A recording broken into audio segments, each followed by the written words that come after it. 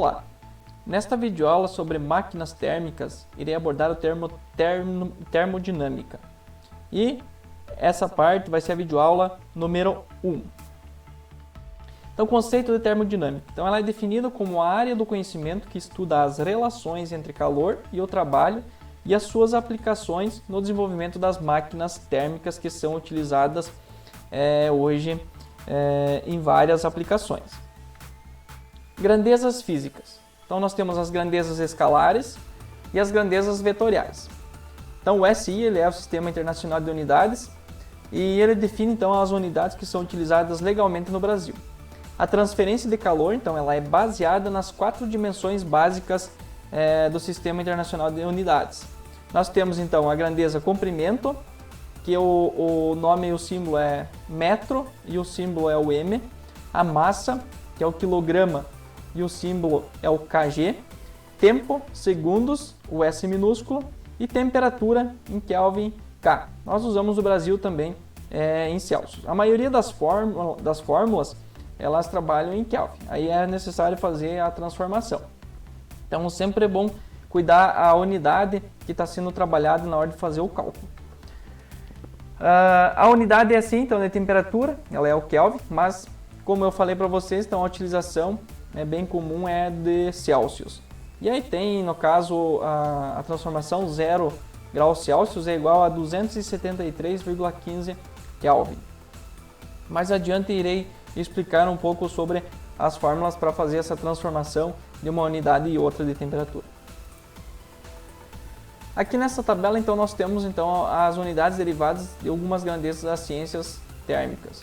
Então, nós temos a quantidade, força, pressão, energia, potência, condutibilidade térmica, coeficientes de transferência de calor. Nós temos o nome e o símbolo, a fórmula e a expressão em unidade base do SI. Um exemplo, por exemplo, de força, é o Newton, que é utilizado, o símbolo é o N, e a fórmula é metro vezes quilogramas por segundo quadrado. Pressão, Pascal, PA, é o Newton por metro quadrado. E assim por diante. Então essas são as principais unidades derivadas aí dentro das ciências térmicas. São usuais então nos Estados Unidos da América e na Inglaterra, então exemplo, carga térmica, calculada em BTU hora, se fala muito em BTU, mas por exemplo, o consumo de um climatizador é BTU hora. Então sempre é lembrar de trabalhar então com a nomenclatura completa. Então, uma libra-força, 4,448 newton, 1 BTU igual a 1055 joule. Então, são alguns exemplos. Nós temos uma polegada que é igual a 0,0254 metros, 1 kW, 3.413 BTU hora, e assim por diante. Então, tem outras também transformação. O TR é a tonelada de refrigeração. Então, essa é o nome então da sigla TR. Um exemplo de transformação, no caso, nós temos aqui 2.000 quilocalorias, que é igual a 8.373,6 kJ. Então, uma quilocaloria é igual a 4,186 kJ. Então, como é que eu vou fazer o cálculo? Uma regrinha de 3. Então, 2.000 quilocalorias para X. Então, vai ser 1 vezes x é igual a 4,186 vezes 2.000. X é igual a 8.373,6 então kJ. Então é só para fazer uma transformação, então para saber quanto que equivale em 2.000 calorias, quantos joules, quilojoules que equivalem. Então aí tem um exemplo para fazer a transformação. Energia, então, é um elemento capaz de causar transformação na natureza e a capacidade de realizar trabalho. Então, nós temos energia térmica, que utiliza o calor, energia mecânica, energia química, energia elétrica e energia potencial. Nós, máquinas térmicas, nós trabalhamos bastante com a primeira energia, que é a térmica, utiliza o calor. Aí tem, no caso, exemplos, máquinas a vapor, tem barcos a vapor, locomotivas, caldeiras, trocadores de calor, enfim, são vários equipamentos que são utilizados então para fazer, então utilizar a energia térmica então para produzir um trabalho. A energia mecânica, então também nós temos alguns exemplos que utiliza a força mecânica para fazer um trabalho, para realizar um trabalho. Energia química, um exemplo, reator químico, né, ou outras reações químicas que são utilizadas para a geração de energia. A energia elétrica, que nós temos na nossa própria residência, enfim, é bastante aplicada. Energia potencial também é outro tipo de energia, então, que tem algumas aplicações. Conceitos fundamentais. Então, nós temos o sistema termodinâmico. Então, ele consiste em uma quantidade de matéria ou região para a qual nossa atenção está voltada em função daquilo que desejamos calcular. Tudo que se situa fora do sistema termodinâmico ele é chamado meio ou vizinhança. O sistema termodinâmico, então, a ser estudado, ele é demarcado através de uma fronteira ou superfície de controle, a qual pode ser móvel, fixa, real ou imaginária. Assim, então, dependendo da interação entre os sistemas termodinâmicos e a vizinhança, então chamaremos a essa região do sistema fechado, demarcado então por uma fronteira, então é somente fechado. Ou volume de controle, que ele é demarcado pela superfície de controle. Sistema fechado é o sistema termodinâmico no qual não há fluxo de massa, através das fronteiras que definem o sistema. E o volume de controle, ou aberto, é o contrário do sistema fechado, é o sistema termodinâmico, então, no qual ocorre fluxo de massa através da superfície de controle que define o sistema. Então, aqui nós temos um exemplo aqui do sistema fechado, então nós temos o êmbolo, nós temos a fronteira móvel, a fronteira imaginária, a fronteira real e o calor aqui interno, que é o vapor, no caso, que foi gerado aqui, que vai realizar o trabalho. E aqui nós temos, então, um volume de controle, que ele é um fluxo mássico. Então, o fluxo mássico está aqui, tem um compressor que vai gerar esse fluxo mássico, né? Aqui a superfície do controle e aqui a imaginária. Já vou mostrar um exemplo de cada um. Sistema isolado, dizemos que é um sistema termodinâmico e ele é isolado quando não existe qualquer interação entre o sistema termodinâmico e a sua vizinhança. Ou seja, então, através das fronteiras não ocorre fluxo de calor, massa ou trabalho de energia. E o ciclo termodinâmico é quando um sistema, substância em um dado estado inicial, passa por um certo número de mudanças de estados ou processos e finalmente então retorna ao estado inicial e o sistema executa o ciclo termodinâmico. Então, vai, executa o trabalho, volta e fica fazendo esse ciclo então do trabalho a ser realizado. Então, aqui nós temos aqui um sistema aberto, então troca massa e energia. Então, nós temos aqui um exemplo, aqui um copo de água, né, com gelo, então vai trocar massa e energia, tá? No sistema fechado só há troca de energia, então se essa parte tem que estar mais fria do que o meio, por exemplo, ele vai e o meio está mais quente, eles vão equilibrar as energias, então a tendência é, como a massa é menor na garrafinha de água, então ela vai esquentar de acordo com o meio, então vai somente trocar energia, porém o que está interno não vai sair. E aqui ocorre então a troca de massa e energia também, em virtude então da transferência, porque aí tem os estados, né, estado sólido, líquido e gasoso, então nessas transformações aí acaba tendo perda então e a troca de massa. E aqui um sistema isolado, então não troca massa e nem energia, é um sistema fechado, então utiliza um sistema de compressor com refrigerante que vai fazer o ciclo, né, o ciclo termodinâmico, faz a parte no evaporador, troca a energia com a parte quente dos alimentos e resfria o alimento, e essa parte quente então volta para o refrigerante, vai passar para o condensador, condensa, vai para o compressor, comprime alta pressão, que vai resfriar novamente o refrigerante e fica fazendo o ciclo. Então não há troca de massa e nem energia nesse caso. Conceitos fundamentais. Então, o processo termodinâmico é o caminho definido então pela sucessão de estados através dos quais o sistema passa. Então, os processos termodinâmicos podem ser processo isobárico, pressão constante, processo isotérmico, temperatura constante, processo isocórico, ou isovolumétrico ou isométrico, que é o volume constante, processo isoentálpico, que é a entalpia constante, processo isoentrópico, que é a entropia constante, e o processo adiabático sem transferência de calor. Já vou explicar mais adiante então, o que é a entalpia, para ficar mais fácil o entendimento. Uma outra videoaula explicarei sobre isso. Então, as fases, estados e propriedades de uma substância. Então, considerando uma massa de água, podemos observar que ela pode se apresentar em diversas formas ou fases. Como exemplo, sólida, líquida ou gasosa. Uma fase ela é definida como uma quantidade de matéria totalmente homogênea e em cada fase a substância pode existir em várias pressões e temperaturas, ou seja, em vários estados. O estado de uma substância pode ser descrito ou identificado através de certas propriedades, como volume, pressão e temperatura. Voltando aqui, dentro da parte de termodinâmica, então o volume, a pressão e a temperatura eles trabalham proporcionalmente. Aumentou a temperatura de uma água lá que está fervendo, se ela estiver restringida, vai aumentar a pressão interna e, consequentemente, aumentará o volume. Um exemplo, a panela de pressão. Por isso que não pode encher completamente a panela de pressão, porque aumenta o volume do que tem interno ali e se estiver muito cheio vai acabar estourando. Propriedades termodinâmicas aqui então. Volume específico. Então, o volume específico, V, é o inverso da densidade P, que é definido então como a razão entre a massa, M, de um corpo e seu volume, V maiúsculo. Então, nós temos aqui a fórmula, né, para calcular o volume específico. Então, é o volume em metros cúbicos dividido pela massa em quilogramas. E também podemos calcular então a densidade, que é em quilograma por metro cúbico,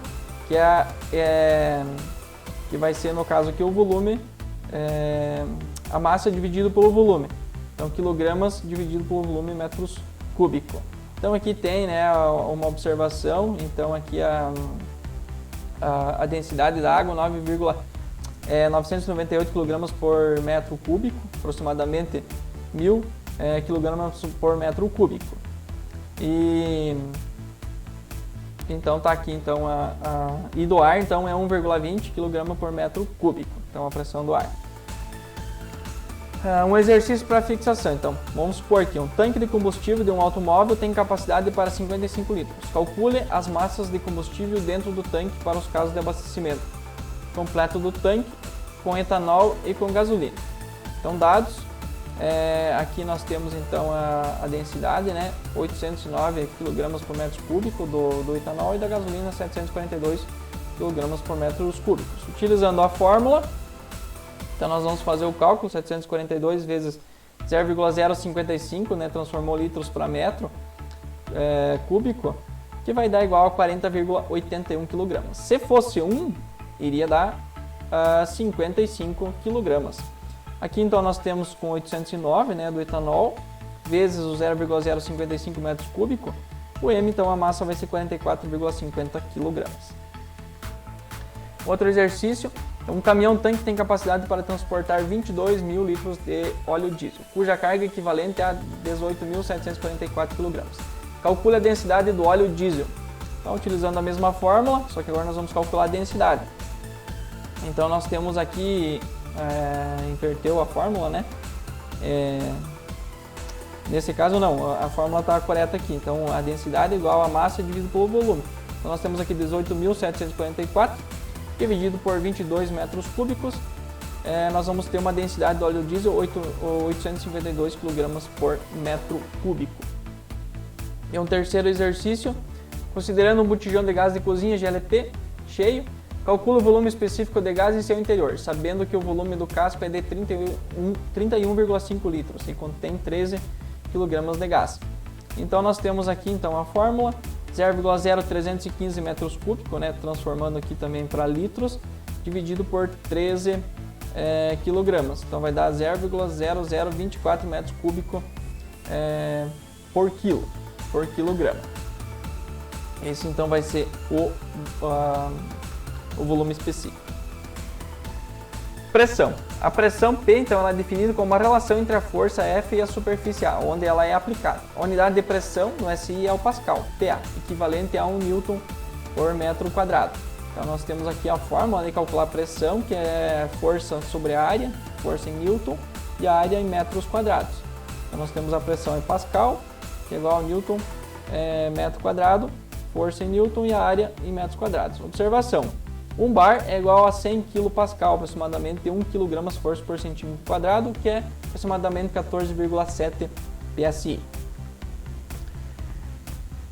O que mede a pressão, então, chama-se manômetro, então é o instrumento utilizado então, para medir a pressão relativa ou pressão manométrica, P manométrica. Visto que a própria atmosfera já exerce uma pressão em todos os objetos nela contidos. Então, a pressão atmosférica, PATM, é de 101.325 PA, aproximadamente 100 kPa. A soma algébrica, então, das pressões manométricas e atmosférica é a pressão absoluta, que é pressão ABS, que é o Pzinho ali de pressão, e o ABS é de absoluta. Então a pressão absoluta ela é igual a pressão manométrica mais a pressão atmosférica. Então aqui nós temos a nomenclatura. Esse daqui então é o manômetro. Aí tem que cuidar a escala que está trabalhando, tá? Então vem a indicação dentro do manômetro em qual unidade que está, por exemplo, a escala vermelha, em qual unidade que está a escala preta. Então tem que sempre observar aonde você vai visualizar para fazer a medição para saber qual unidade que está utilizando. Então a pressão manométrica pode ser positiva ou negativa. Caso seja superior ou inferior à pressão atmosférica, a pressão negativa atmosférica. A pressão negativa, então, abaixo da atmosférica é chamada de vácuo. Ele quer, então, um vacuômetro para a sua medição. Então, ao invés de um manômetro, irá utilizar um vacuômetro, então, para fazer a medição, então, da pressão. Então, aqui nós temos a pressão de medida, a pressão manométrica, né?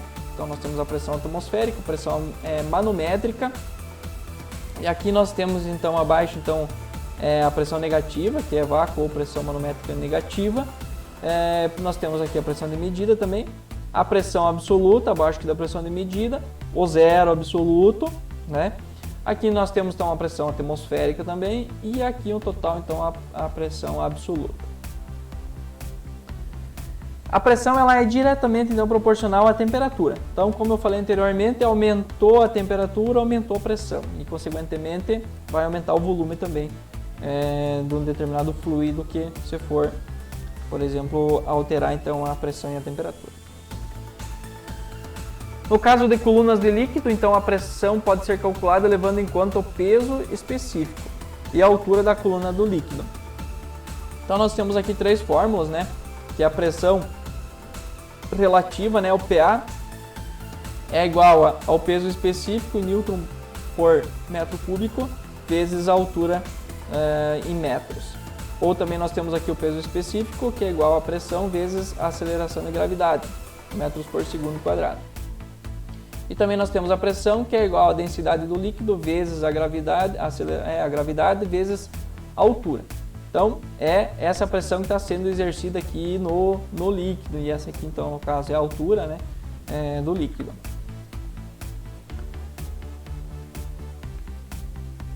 Então aqui também, no caso, nós temos um líquido internamente, é uma pressão que vai estar sendo exercida aqui na base, né, da garrafa, então é essa pressão que precisa ser calculada. Ou, se tiver pressão, outros elementos aqui dos cálculos. Exercício de fixação.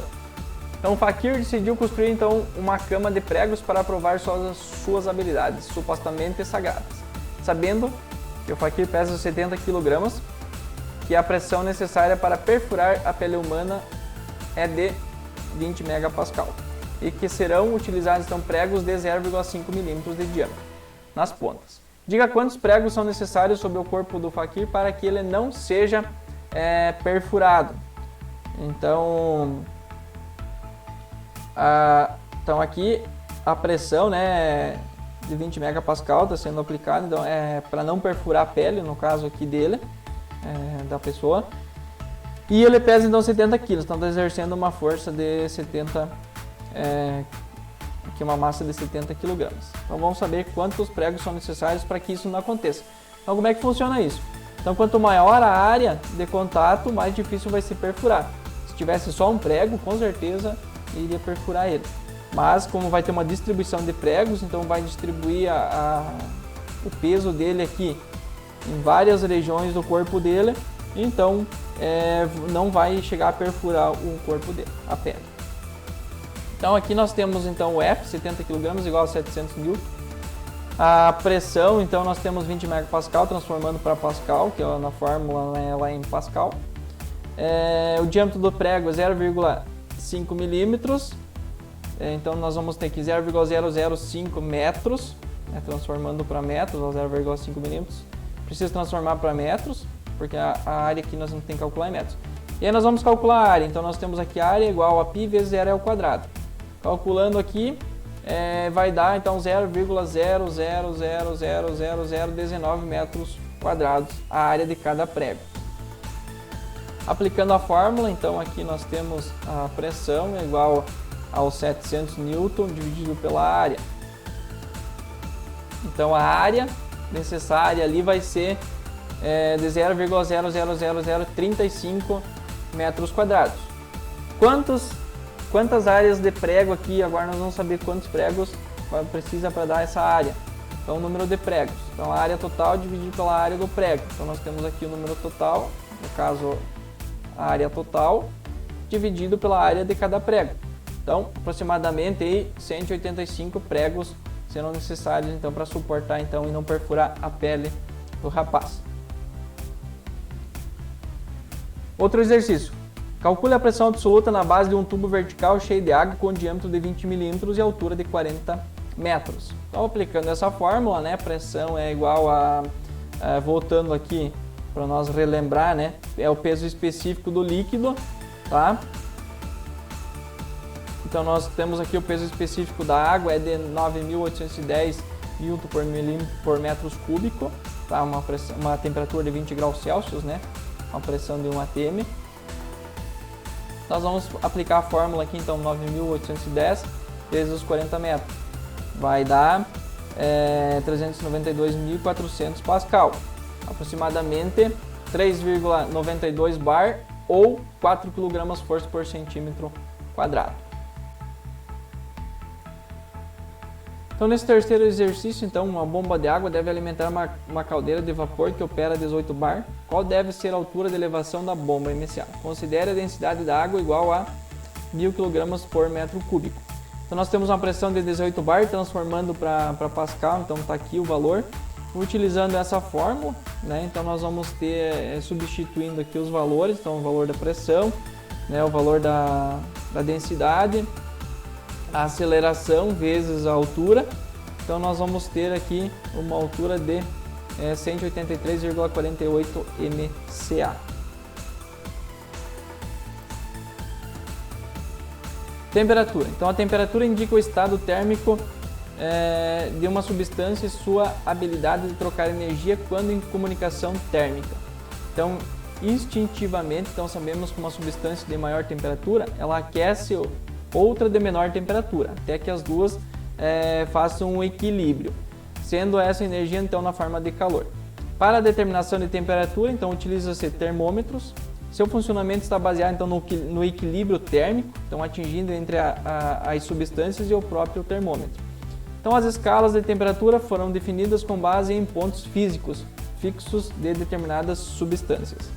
Então nós temos aqui, existem 4 escalas de temperatura utilizadas atualmente, então 2 absolutas e 2 relativas, respectivamente Kelvin, Rankine, Celsius e Fahrenheit. Então nós temos aqui então o exemplo do Celsius, né, a 0 graus Celsius, nós vamos ter aqui 273,15 Kelvin, 32 Fahrenheit, 491,67 Rankine.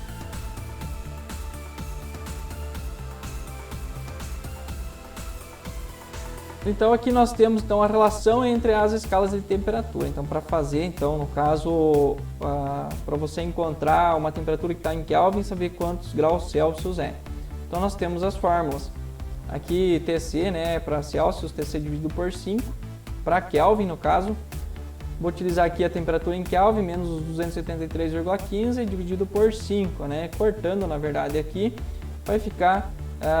no caso aqui o TK menos 273,15 vai dar a temperatura em Celsius. Aqui em Fahrenheit então vai ser TC dividido por 5, que é igual a temperatura em Fahrenheit menos 32 dividido por 9. Aí é só fazer aqui as multiplicações, vai conseguir então encontrar a temperatura em Celsius. E aqui para a TR também mesma coisa. Eu vou explicar um exemplo. Então nós temos Aqui então a relação entre as escalas de temperatura, uma escala de Fahrenheit para a escala Celsius. Então nós temos aqui a fórmula, né? Utilizando TC dividido por 5, que é igual a TF menos 32 dividido por 9. Então, substituindo aqui na fórmula, né, nós vamos ter C dividido por 5 é igual, por exemplo, 212 Fahrenheit, vamos ver quantos graus Celsius é. Menos 32 dividido por 9. TC vezes 9, né, está dividindo, vai passar multiplicando, é igual a 212 menos 32 vezes 5, que estava dividindo, passou multiplicando. Então, TC9 é igual a 900. TC é igual a 900 dividido por 9, TC é igual a 100 graus. Então, aqui 200 graus, 212 graus Fahrenheit é igual a 100 graus Celsius.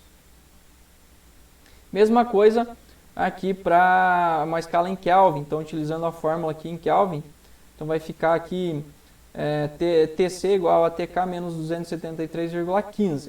Né, que 0 graus Celsius é 273,15 Kelvin. Então, vamos supor que eu queira saber que 273,15 quantos graus Celsius é. Então, 273,15 menos 373,15 menos 273,15, TC é igual a 100 graus Celsius. Bom, era isso. Esta videoaula. Espero que vocês tenham entendido e até a próxima.